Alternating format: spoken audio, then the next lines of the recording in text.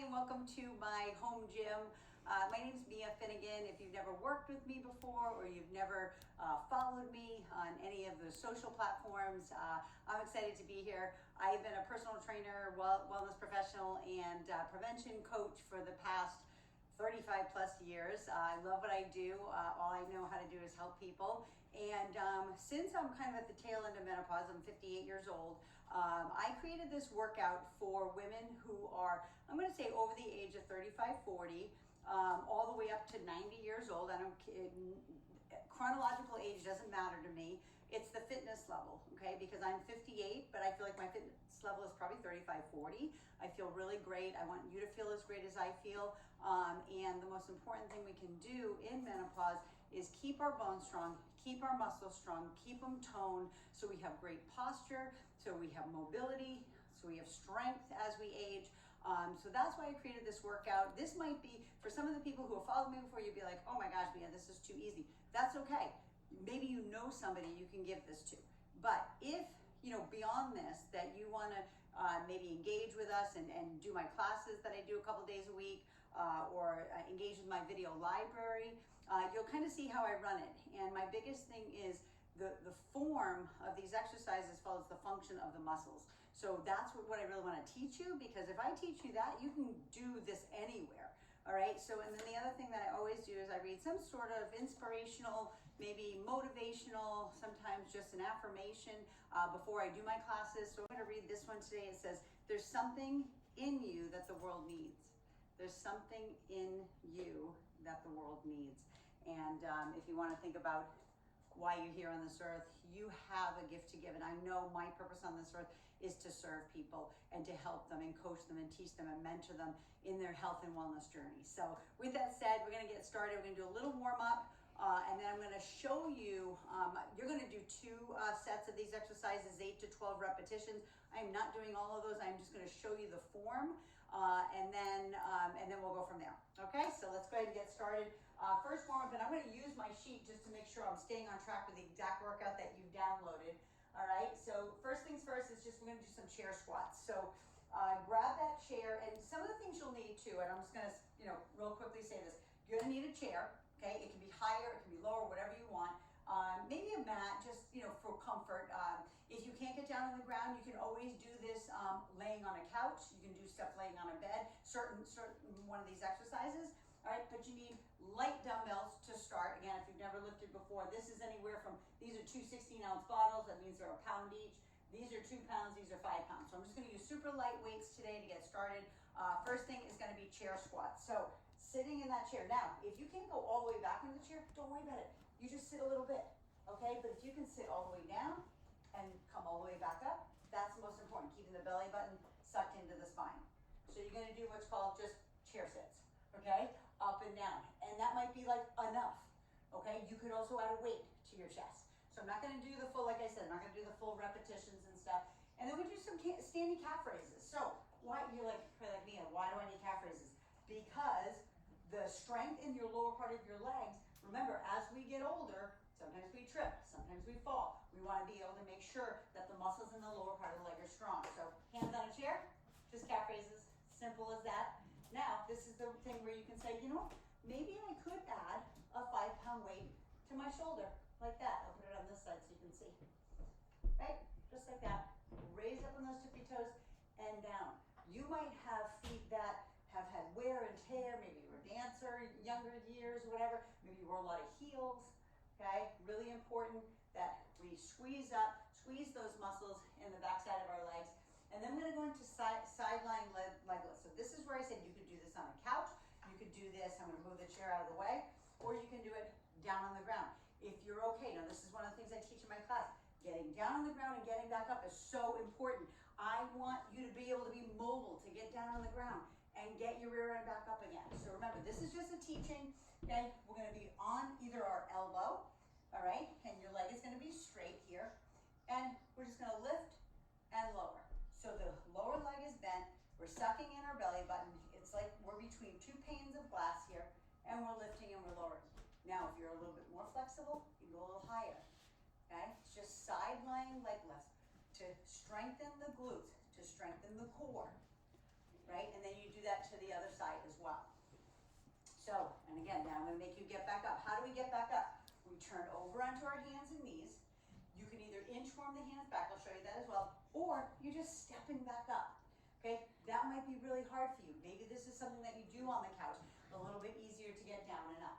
Okay, now we're gonna do some wall push-ups. So I'm gonna actually do them on my machine versus turning my back to you here and going against the wall, but it doesn't have to be hard. This can also be done on a counter in a kitchen.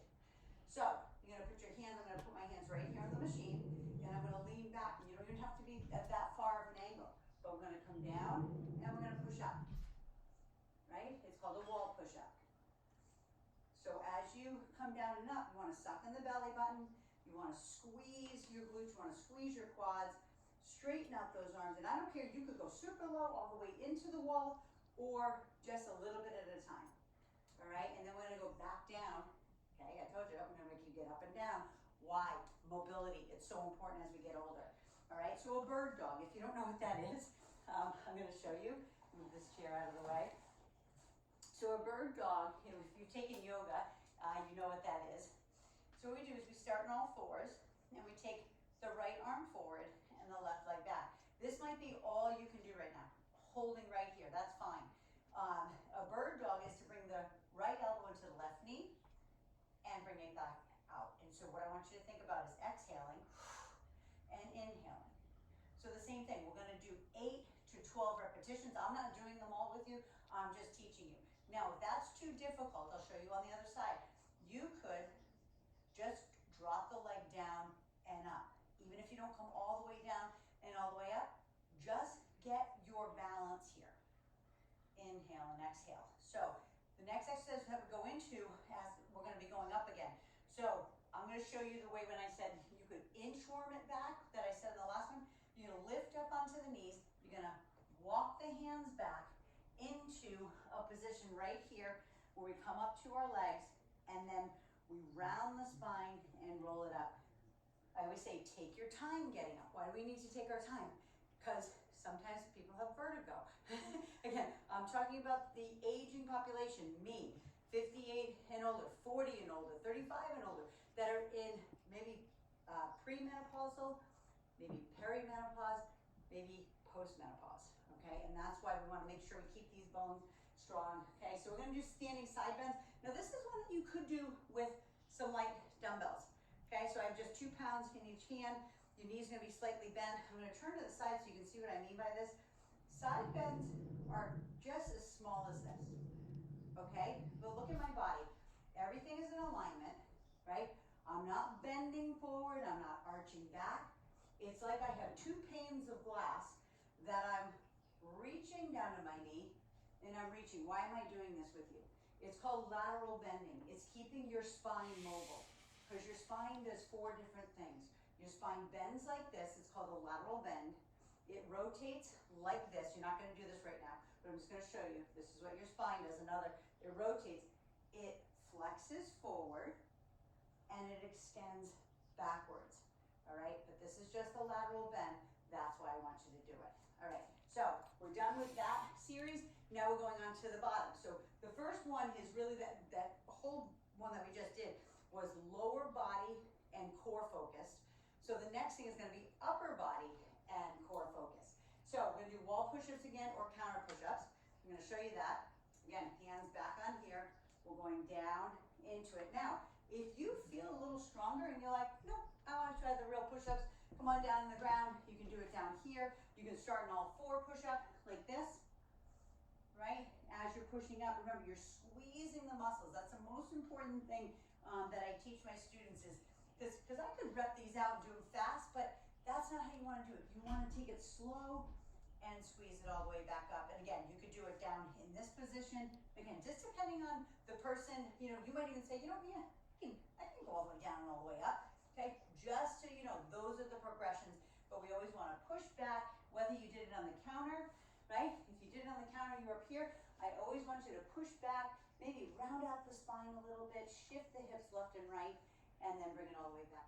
All right, so the next thing we're gonna do is do a bent over row. It's gonna be for biceps, it's gonna be for back. And so I always tell my students and clients that want you to use your hands, and I'm kind of coming close, as like hooks, like that. So it's like you're literally just hooking your fingers so you're not having a death grip on these dumbbells. So we're gonna bend forward just gently, and we're gonna squeeze it back. So thinking about leading with your elbows, squeezing your shoulder blades together, the postural muscles in the upper part of the back, so important. Again, as we're aging, squeeze. Okay, like I said, I'm gonna just do a couple of repetitions and then go ahead and put that down. Now you can always stretch at the end of that, stretch across, and then we're gonna go right into overhead shoulder press. Now this is a difficult one for a lot of women, and I hate to generalize that it's hard for women, but it is. For some reason, this motion, pushing our arms above our head, is difficult. So you can just use your arms if you want. You can just like literally just use the weight of your arms. I'm gonna show you with super easy with just the water bottles here, and I'm gonna press them up above our head. Now, if having the hands turned out is too much, we can always keep the elbows in close and pushing that up. But again, keeping those arms strong, keeping the bones of your arms strong, because eventually we're gonna get into the place that we're in osteopenia and possibly osteoporosis, which is, that's where I don't want you to go. I want you to keep those bones strong, so if you do fall, if you do trip and put your hand down, that you don't break your wrist, that you don't break your hip. Okay, that's the most important. So you can do that standing, you can do that seated, completely in your court.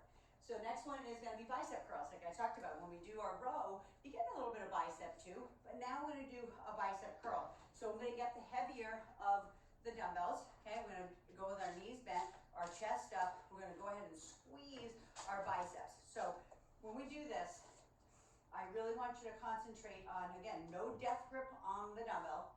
I want you to think about the muscles here, biceps, okay? It's squeezing the biceps and then bringing it back down. Squeezing. Now look at my elbows. They're locked in by my side. They're not out here. They're not up in front of you. They're right here, nice and tight, locked in, and then bring them up and hold it a half a second. All right, so again, 8 to 12 of those as well. And you choose. You could even use heavier, okay, if you already do stuff. Tricep kickbacks. I love this one for triceps because I don't have to tell you. I'll even use super light. I'll use the little water bottles just to show you. But I don't have to tell you that as we get older, fat just loves to go here into our bat wings. So we want to try to combat that. Now, of course, with that, you're going to combat with nutrition too. But if we can keep our triceps strong, right? And remember, try now, those are 3 muscles. Flexing, squeezing it back, and bringing it back in. Even with these basically 1 pound weights, right? 16 ounces, right? Even with 1 pound, I can squeeze my tricep and feel it and make the muscle feel it. That's what I want. Because I can do this all day long. I can throw them. It's not what I want. I want you to squeeze and bring it back down. Look where my elbows are. They're locked in at my side, and I'm pressing them back behind. All right, and then you can always give a little stretch there, hand up overhead, okay, keeping that chin up, stretching that tricep, and then seated kneeless. So I'm gonna bring in the chair again. And so this can be done the most basic, which I'm gonna show you, all right, where we're gonna sit kind of on the edge of the chair, and you're gonna knee lift, okay? For the strength of your abs and core, all right, you can do it that way. Now there's another way to do it, and I can do this on the ground, or I can do it on the chair. I'm gonna go sideways so you can kind of see it a little bit better. In yoga, we call it boat. So we lean back, you can still use your hands. We lean back, and there's a little ledge between your sits bone and your tailbone. Kind of like I could even balance right there. Keeping the hands, kicking the legs away, and bringing them in. Open and close if you want to go a little bit harder. Now you can always put 1 foot down, open and close. Okay, you can go a little further, right? Again, it's all progression. It's however hard or easy you want to make it in the beginning, right? But it's just to get you started.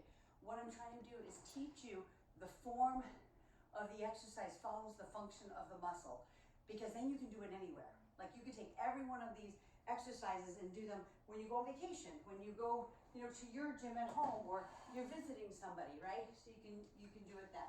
So those are all the exercises. We're gonna just do a little gentle stretch for our hamstrings.